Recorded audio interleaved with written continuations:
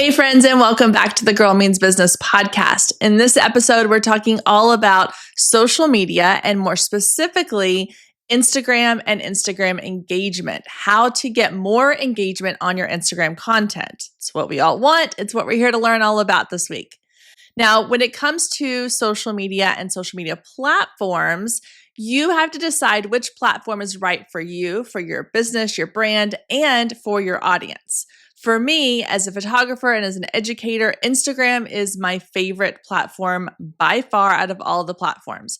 Mostly because it's a very visual platform, but also because that's where I have found my community. That's where I found my audience. It's where they spend their time. So it's where I want to spend my time. But also, I just enjoy the platform. And that's key. If you're going to be spending a lot of time on a platform for marketing, creating content, all the things, it needs to be a platform that you enjoy spending time on. And for me, that's Instagram.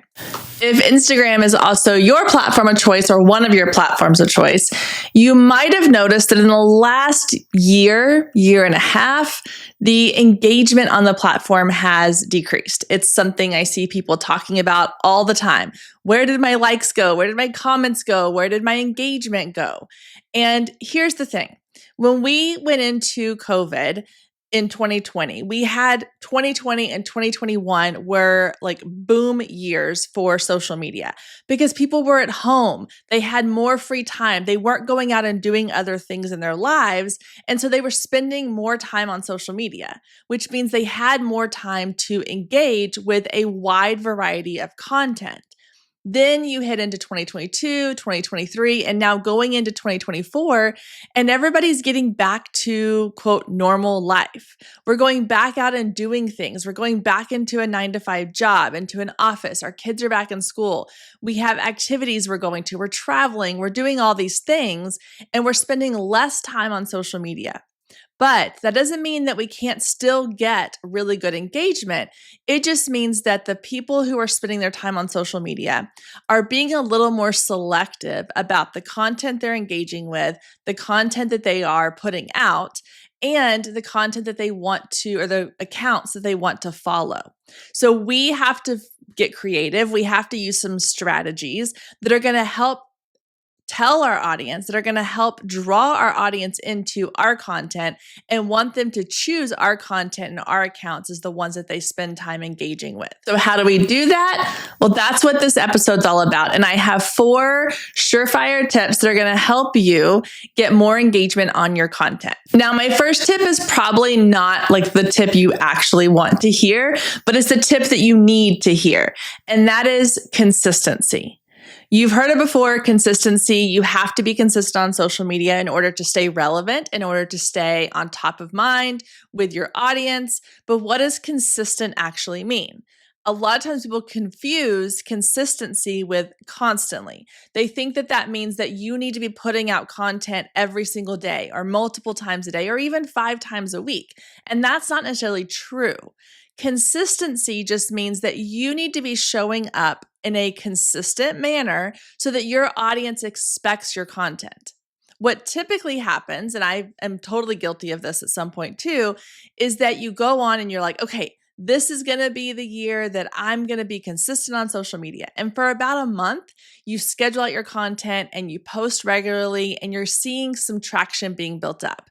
Then life gets busy. You start getting busy with client work, things happen, and you fall off the wagon. You forget to schedule your content, and your content does not go out consistently.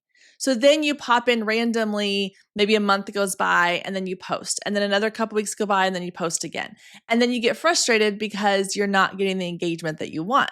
One of my favorite quotes is, random action gets you random results. And I live by this idea that if you just pop up sporadically on social media and expect to get all of this love and engagement, it's just not going to happen. You have to be consistent. But what does consistent actually look like?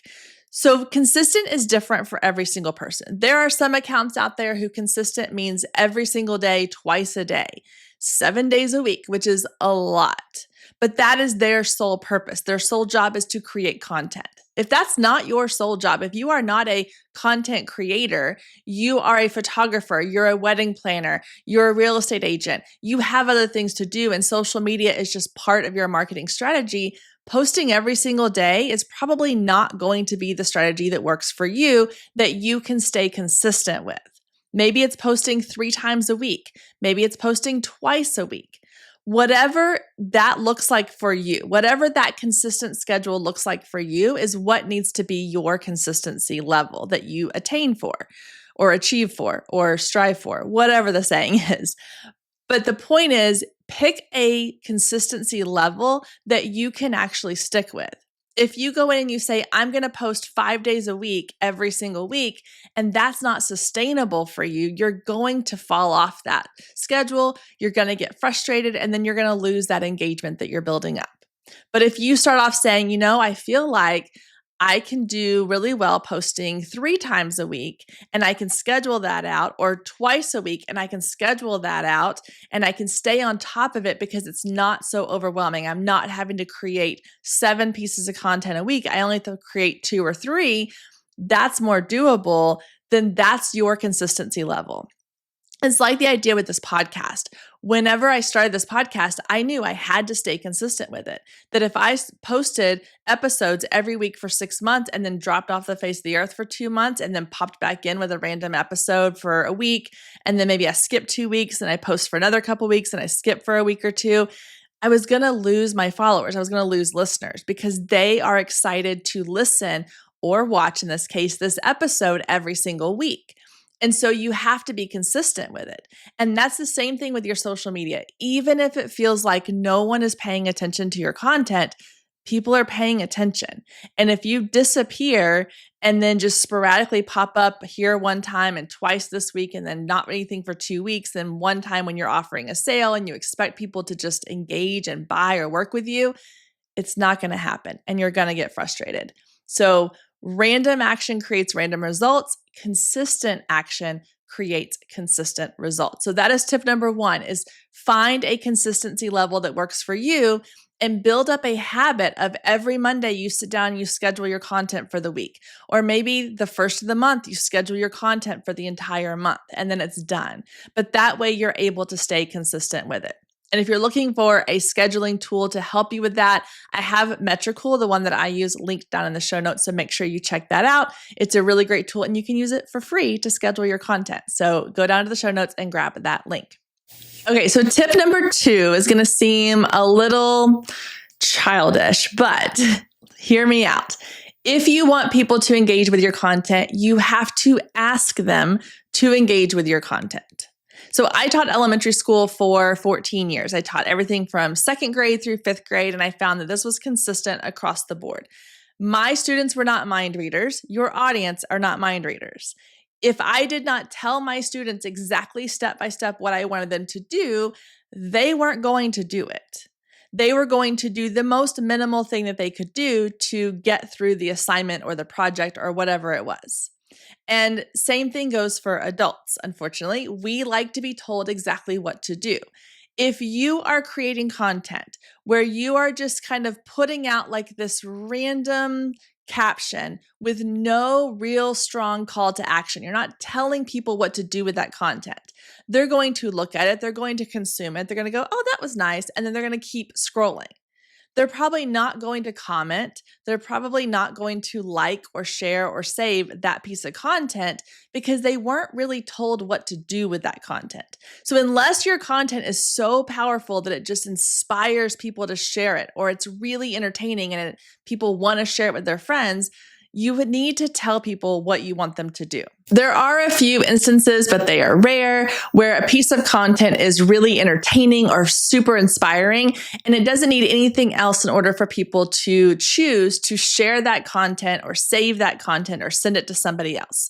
But those pieces of content are few and far between. For the majority of your content, you need to tell people what it is that you want them to do. So let me give you an example of what it should look like versus what it actually looks like for most content pieces. So let's say that I am recording this podcast episode and I take a picture, like a behind the scenes of me recording this episode, and I put it out on social media, on Instagram, and I say, recording some new podcast episodes. I'm so excited. Can't wait for you to listen.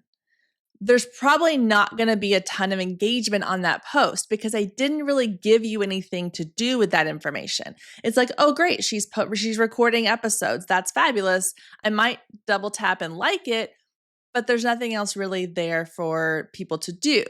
Now, if I take that same photo and I take the same caption, recorded some new podcast episodes today, I'm so excited for y'all to listen to them. Tag a friend that you think might be interested in listening to the show. Or I could say, share this to your stories. New episodes come out on such and such date. Or I could say, let me know or click follow if you want to make sure you get updated when these episodes come live.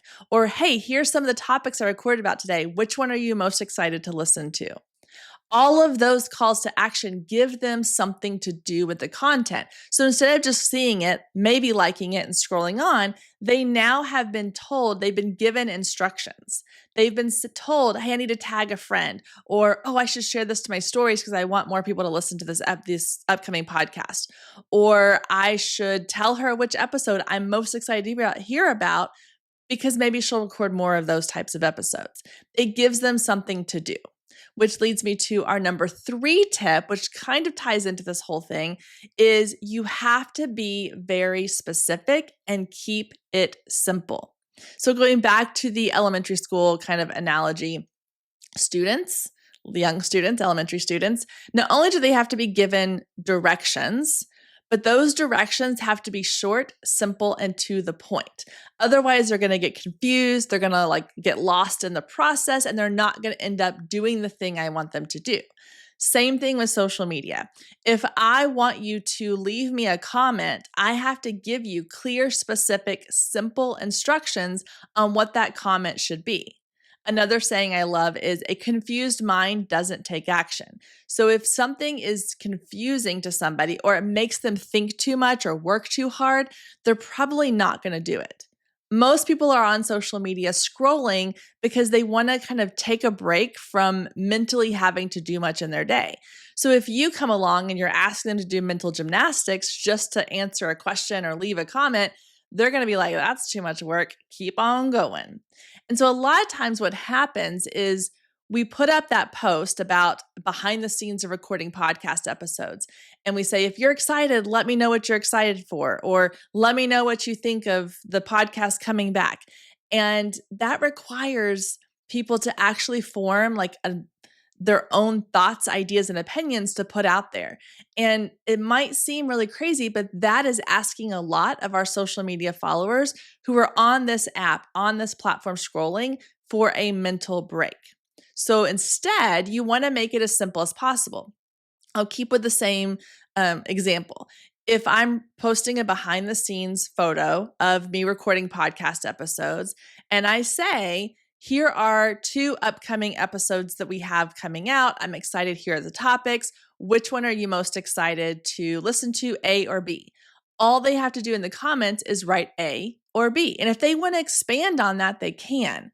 But even someone leaving a comment with A or B is going to count as engagement. They've now taken the time, because it's super easy and simple, to type in an A or type in a B and hit submit.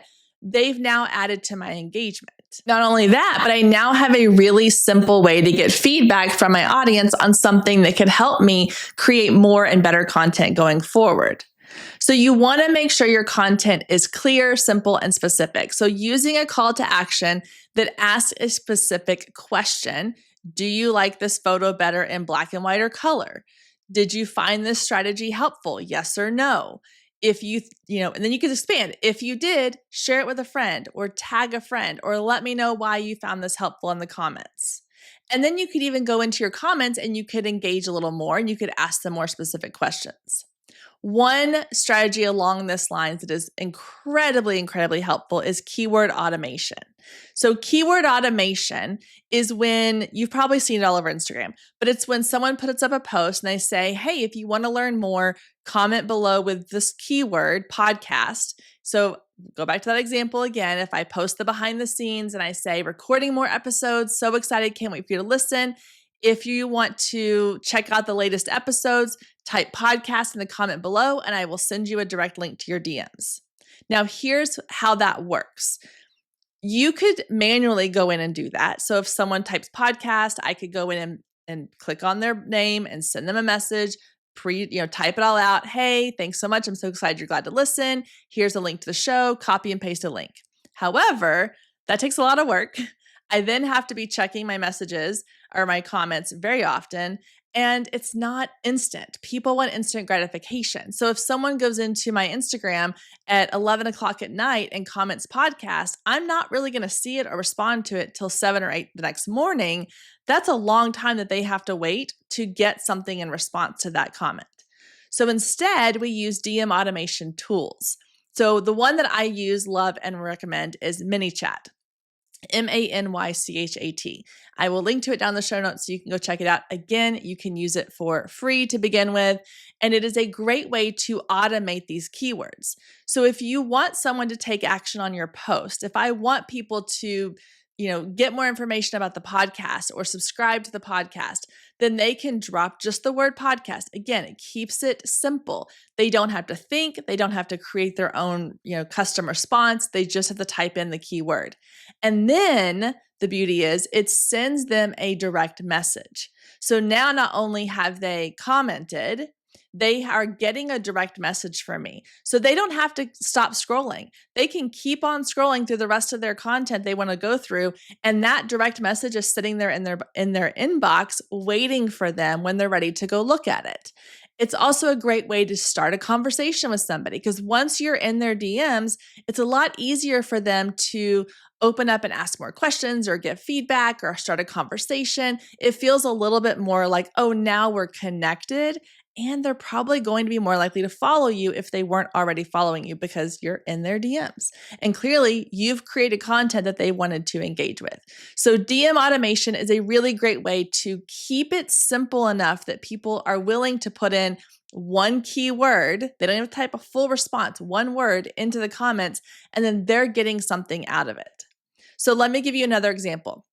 If you are a family photographer and you are going to be offering a specific mini session coming up, maybe it's a Valentine's Day mini session, and you're posting about it on social media and you post this really cute photo of the setup and like the test subject that you used, and you're talking about all the details of the mini session, and you want people to comment to let you know that they're interested in learning more about these mini sessions or booking a session, then you could say, comment below with the word Valentine, and I will send you all of the information for these mini sessions. And so they type in the word Valentine into the comments, it sends them a direct message, and now you've kind of started this conversation with them. You can gauge how many people are actually interested in this, and it takes out these extra steps that you're asking people to do currently. You're asking them to go to your link in bio. That means they have to stop scrolling, go to your page, your profile, click the link, and then go probably mostly out of Instagram completely. They're not going to want to do that. However, if they can get the information sent to their inbox and keep scrolling, they're more likely to go back to that information later on. Or if you're asking them to leave you a unique comment, it takes brain power, energy, and time. They're not necessarily going to do that unless they are really, really invested in you. We're trying to catch the people who are just kind of watching and looking and scrolling, grab their interest, let them leave you a comment, a keyword, get that information in their inbox, and now you can continue that connection and build that relationship with that potential client by keeping it simple. Okay, so far, we've talked about consistency. We've talked about asking them to do what you want them to do to get the engagement and keeping it simple. Now, the fourth one is to walk the walk. If you want people to give you engagement on your content, you need to be giving engagement as well.